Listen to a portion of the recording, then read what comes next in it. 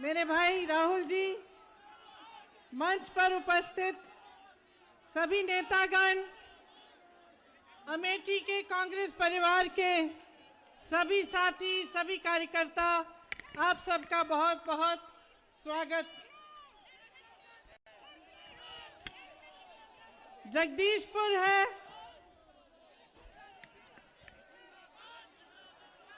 मैं 13 साल की थी जब पिताजी के साथ यहीं से कुछ किलोमीटर दूर तातारपुर के एक छोटे गांव के पास हम रहते थे और वहां से अपने पिताजी के जीप में उनके साथ बैठकर गांव-गांव में जाते थे, आप सबसे बात करते थे, आपकी समस्याओं को समझते थे। आज कुछ ही दिनों में मैं 50 साल की होने वाली हूं। ये एक बहुत पुराना रिश्ता है आपके साथ। आपने निभाया, हमने निभाया। मैं हमेशा यहाँ आती थी तो मैं हमेशा कहती थी, राजनीतिक रिश्ता नहीं है, पारिवारिक रिश्ता है, जज्बात का रिश्ता है और वो रिश्ता आज भी कायम है। आपसे कोई शिकायत नहीं है, न कभी हो सकती है।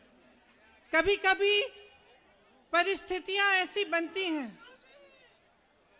कि चाहे कोई कितना भी समझाए, सच छिप जाता है।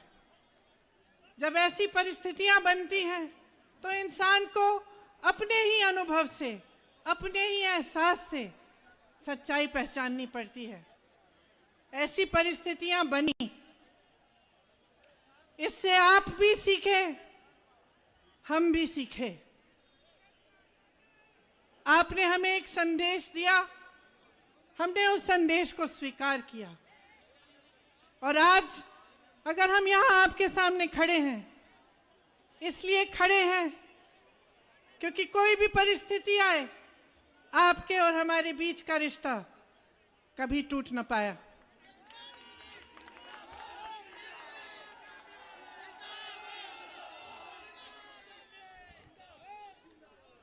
पिछले चुनाव में यहां एक झूठ का जाल फैलाया गया। उस जाल को किसने फैलाया? उन्हीं लोगों ने फैलाया जो देश भर में पिछले 2.5 सालों से, उससे पहले पिछले 5 सालों से, 7.5 सालों से झूठ का जाल फैला रहे हैं। आप में बहुत विवेक है, पहचानिए क्या हो रहा है। 2.5 सालों में क्या हुआ? जब से ये उत्तर प्रदेश में नई सरकार बनी, जब से देश में नई सरकार बनी, नहीं सिर्फ हम 7 सालों की बात नहीं, हम 2.5 साल की बात करते हैं। क्या हुआ? सबसे पहले कोरोना काल आया, कोरोना की पहली लहर। उस समय अचानक लॉकडाउन किया गया, तमाम अमेठी के वासी अलग अलग प्रदेशों में फंसे थे। मुझे याद है रात के 2-3 बजे तक हम सब मंच पे बैठे, अनेक नेता, बहुत सारे मेरे यहाँ के कार्यकर्ता, प्रदीप सिंघल जी, हम सब फोन पे रहते थे 2-2:30 बजे तक। सुबह उठ के 6 बजे से शुरू, अमेठी से फोन आते थे, रायबरेली के लोगों से फोन आते थे। कोई सूरत में फंसा था, कोई मुंबई में फंसा था, कोई मणिपुर में फंसा था, कोई छत्तीसगढ़ में फंसा था, कोई झारखंड में फंसा था। और सब जब हम फोन लगा के उनसे बात करते थे, रो के कहते थे, दीदी हमें कोई मदद नहीं कर रहा है, हमें घर जाना है दीदी, हमें बस इतनी मदद कर लो, हमारे परिवार तक पहुंचा लो। कहाँ थी ये भाजपा की सरकार? कहाँ थी आपकी सांसद? कहाँ थी? क्या आपकी मदद की?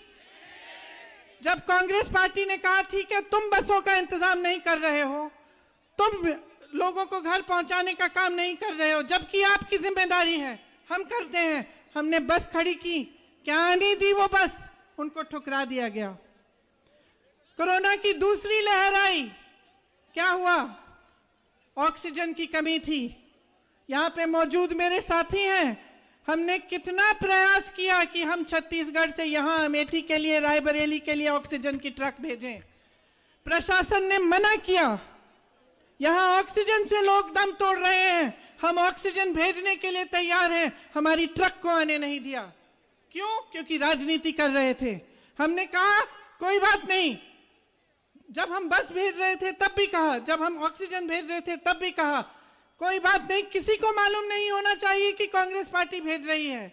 इसमें नाम नहीं लिखेंगे, किसी को नहीं बताएंगे, मीडिया को नहीं बताएंगे। आप ऑक्सीजन के सिलेंडर ले लीजिए।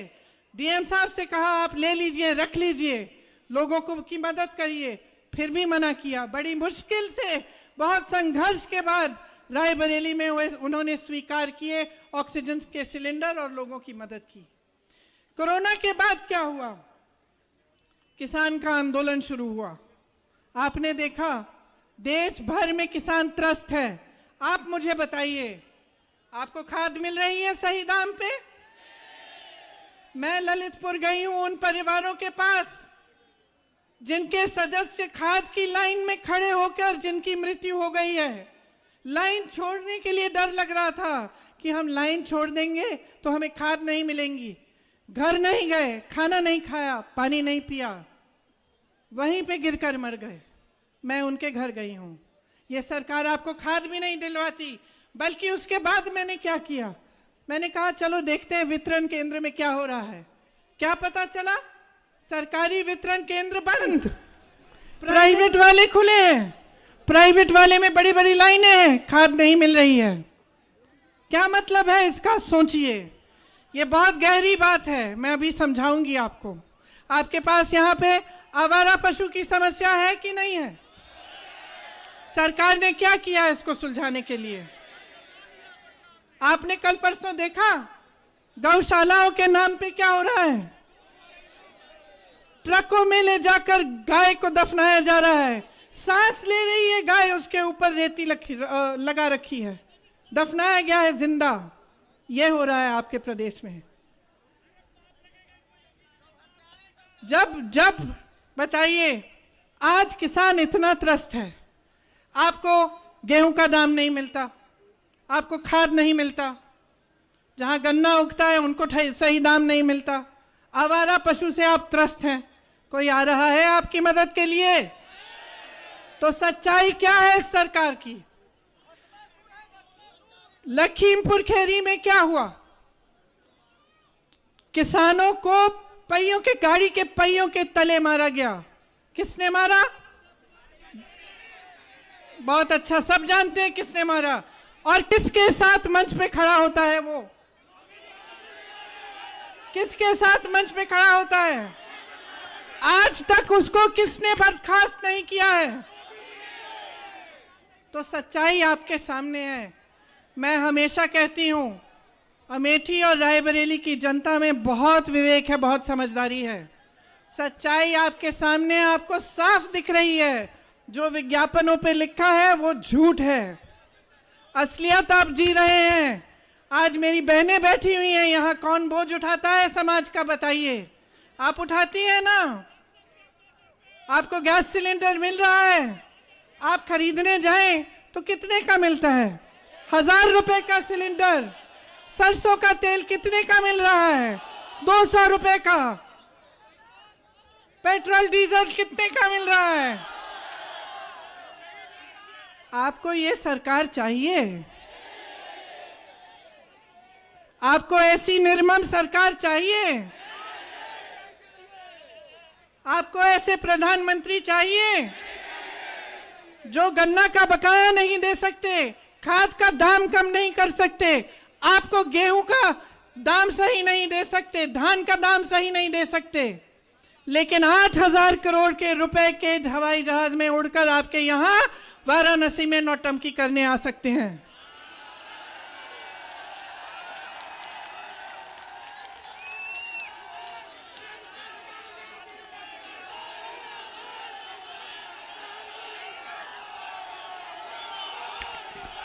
सबकी आस्था होती है, सबकी आस्था होती है, सबका धर्म होता है, सब दिखावा नहीं करते। सब उस धर्म का इस्तेमाल नहीं करते। आप समझ लीजिए किस तरह हर चुनाव में सिर्फ सांप्रदायिक बातें और जातिवाद की बातें होती हैं। मैं पूछती हूं कि चुनाव में आप ये बात क्यों नहीं करते कि आपने क्या किया?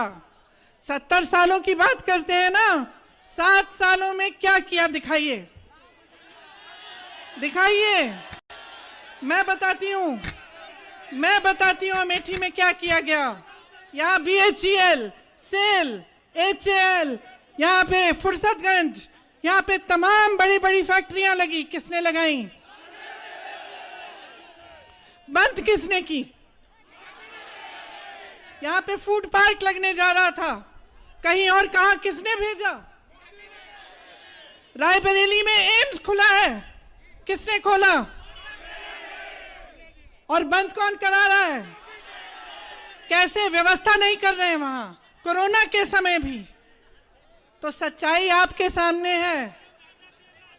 मैं जानती हूं कि इस सच्चाई को आप देख रहे हैं और आप समझ रहे हैं। सिर्फ आप नहीं, पूरा प्रदेश समझ रहा है, पूरा देश समझ रहा है। आज महंगाई से कौन मर रहा है? संघर्ष कौन कर रहा है? मुझे तो नहीं लगता कि मोदी जी के दोस्त कर रहे हैं। आपको लगता है?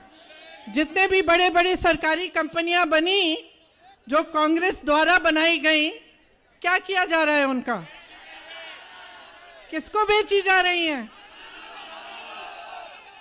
मोदी जी के बड़े बड़े उद्योगपति दोस्तों को बेची जा रही है। आपको फुसलाया जाता है। कल एक बहुत बड़ी मीटिंग की, सब निषादों को बुलाया, बोला कि आरक्षण की बात होगी, की नहीं की बात। क्यों? क्योंकि वोट बैंक बना रखा है आप लोगों को। चुनाव के समय सिर्फ आपको बुलाते हैं, आपका इस्तेमाल किया जाता है। इनकी पूरी सरकार में फायदा सिर्फ इनके उद्योगपति मित्रों का हुआ है।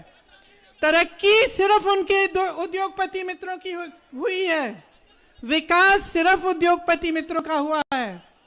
सिर्फ भाजपा के जो लोग हैं, जो बड़े बड़े नेता हैं, वो और उनके बड़े बड़े उद्योगपति मित्र वही फूल रहे हैं, फल रहे हैं।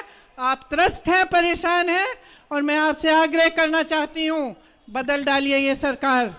बहुत हो गया है, बदल डालिए इनको। सबक सिखाना है तो इनको सिखाइए। आपके सामने ना आए एक बार फिर अगर आपके विकास की बात नहीं करेंगे, अगर ये नहीं बताएंगे कि आपके लिए क्या करना चाहते हैं। और इसी संदर्भ में मैं आपको बताना चाहती हूं कि हम आपके लिए क्या करना चाहते हैं। किसानों का पूरा कर्जा माफ कांग्रेस करेगी। 2,500 रुपए 2,500 रुपए में गेहूं और धान खरीदेगी। 400 रुपए पाएगा गन्ना का किसान। आप सबकी बिजली बिल हाफ की जाएगी। जिन दुकानदारों और छोटे व्यापारियों ने कोरोना काल में बिल भरी लेकिन उनका व्यापार नहीं हो पाया, उन सब का बकाया माफ किया जाएगा। कोरोना की मार, जो आर्थिक मार है, सबसे ज्यादा जिन परिवारों को हुई उन्हें 25,000 रुपए दिए जाएंगे। 20 लाख नौजवानों को रोजगार दिया जाएगा। इसमें से 8 लाख रोजगार महिलाओं को दिए जाएंगे। अगर कोई भी बीमारी हो तो 10 लाख का इलाज सरकार कराएगी। मेरी बहनों, सुन लो आपके लिए हम क्या करना चाहते हैं और मौका दो करने का। आपके लिए सबसे पहले आपको राजनीति में भागीदार बनाने के लिए, आपको सशक्त बनाने के लिए 40% टिकट महिलाओं को मिलेंगे। छात्राओं को क्या मिलेगा? स्मार्टफोन और स्कूटी। क्यों मिलेंगे? क्यों मिलेंगे? आपकी सुरक्षा के लिए और आपको सशक्त बनाने के लिए। आपको एक गैस सिलेंडर देके खुश है ना सरकार? कहती है महिलाओं को एक गैस सिलेंडर दे दो, बस हमारी जिम्मेदारी खत्म, महिलाओं का वोट मिल जाएगा। मैं कहती हूं महिलाओं को सशक्त बनाओ, महिलाओं को खड़ा करो, महिलाओं को मदद करो, महिलाओं को रोजगार दो, राजनीति में लाओ, और 1 सिलेंडर नहीं 3 गैस सिलेंडर आपको देंगे हम।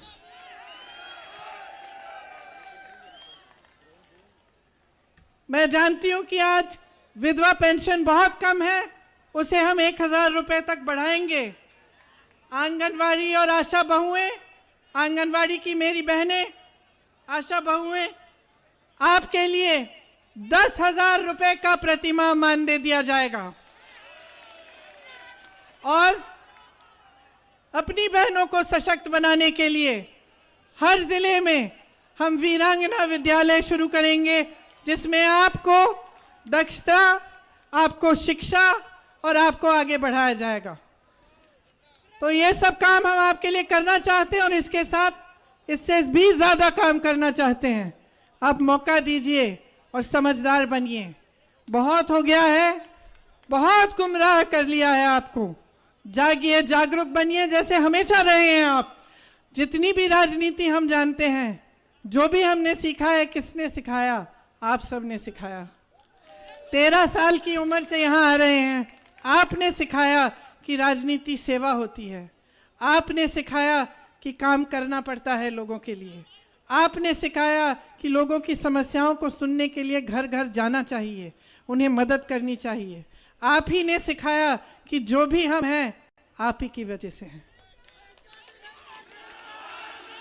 आज एक बार फिर बहुत दिनों बाद यहाँ आकर बहुत ही खुशी हुई, और मुझे गर्व है कि मैं भी अमेठी के परिवार की एक सदस्य हूँ। बहुत बहुत धन्यवाद। जय हिंद।